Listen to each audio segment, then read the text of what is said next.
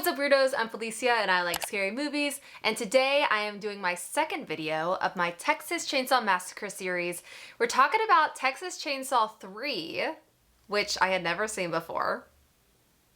I'm not sure if it was worth it. And Texas Chainsaw Next Generation. Let's get into it. So Texas Chainsaw Massacre 3, also known as Leatherface, is about a young yuppie couple that is driving through Texas, and they stop at the Last Chance gas station, and after they witness the owner attacking a hitchhiker named Tex, they panic and flee. In their hasty departure, they get lost and soon find themselves pursued by the chainsaw-toting maniac known as Leatherface. So this one came out in 1990, and it was directed by Jeff Burr.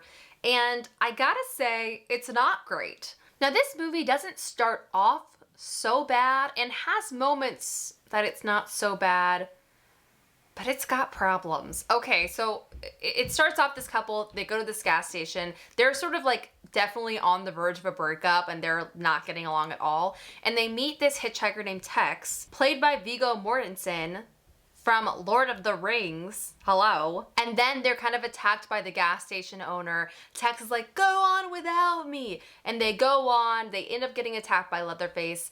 And then a huge chunk of the movie just takes place like out in the middle of nowhere in the dark, and just feels like we're wandering around in the dark a lot. And honestly, it gets pretty boring pretty quickly. And then once we finally get to the Sawyer house, it's a completely different Sawyer family. Like in this one, it gets dark. Okay, so basically, Leatherface is a father in this one to this little girl who's in the house, who apparently is like a victim of someone that Leatherface had raped at some point. And I was like, I'm not interested in any of this. Like, yes, it's fun to have a creepy little girl, but I was like, no. So then Tex ends up, of course, being part of the Sawyer family. I mean, he's generally fine. And then Michelle, who's like the final girl of this one, is like kind of cool at the beginning. Like, I'm kind of on her side. And then she gets kind of boring. And then at the very end, when she's really like final girling and fighting off the Sawyer family, she gets pretty hardcore. And I actually really like her at the end of the movie.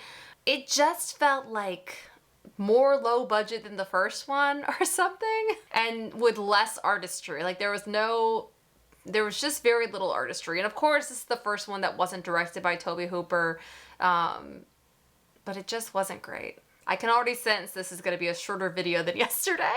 All right, and then we can go into Texas Chainsaw Next Generation, and this is the film that's directed by Kim Hinkle, who co-wrote the original script with Tobe Hooper. So I'm not going to lie to you. For many years, I thought Kim Hinkle was a woman because I had never seen a picture of Kim Hinkle. And so in my brain, I always had this like magical thing where I was like, isn't it so cool that Texas Chainsaw Massacre was co-written with a woman?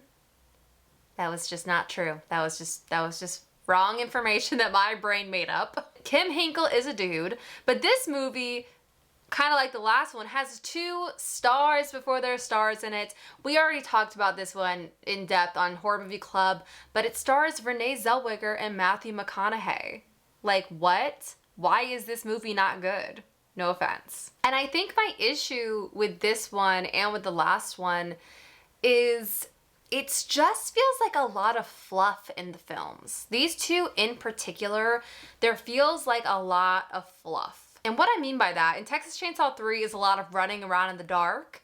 And in Next Generation, it's a lot of just people screaming for long periods of time, staring at each other in rooms screaming.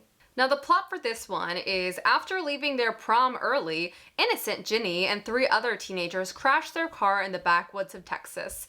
In their search for help, they run into Vilmer Slaughter, Matthew McConaughey, a vicious psychopath with a mechanical leg, and his twisted family, including the serial killer Leatherface. As the group of friends struggle to survive the maniacal methods of torture, Jenny discovers the secret origins behind the family's lust for blood. So I don't think I said this one came out in 1995, and it almost feels like an attempt at bringing some of the humor back into Texas Chainsaw, but in a way that I don't really feel like works for me.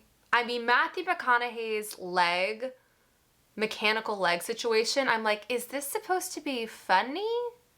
Like, I can't really tell. And then the character that Renee Zellweger plays is like the most stereotypical, like, I'm a nerdy, innocent girl.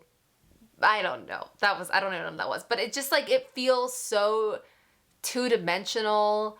And the characters in this movie, all of them are just extremely unlikable. It's just kind of like, I don't know. Like, there are parts of it that are sort of fun, but it mostly just feels like indulgent or something. This movie also tries to make the lore behind Leatherface somehow deeper. Yeah, they basically say that the family is employed by a secret society to terrorize people that may cross their path. It's just not necessary or interesting to me in any way. There is a song written by Debbie Harry in this one. That's, you know, that's something.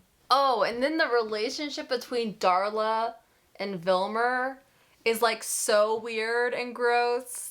And I think once again, like that was maybe supposed to be comedic or something. I don't know. Was this movie supposed to be funny? Can anyone tell me in the comments? Because I don't know. That's pretty much all I have to say about this one, y'all. I'm sorry. I felt like I knew these two movies are my least favorite of the franchise. Not that they're all, you know, amazing after this, but these are definitely like the two weakest for me. And yesterday's video was definitely the two strongest. So we'll see where we go from here.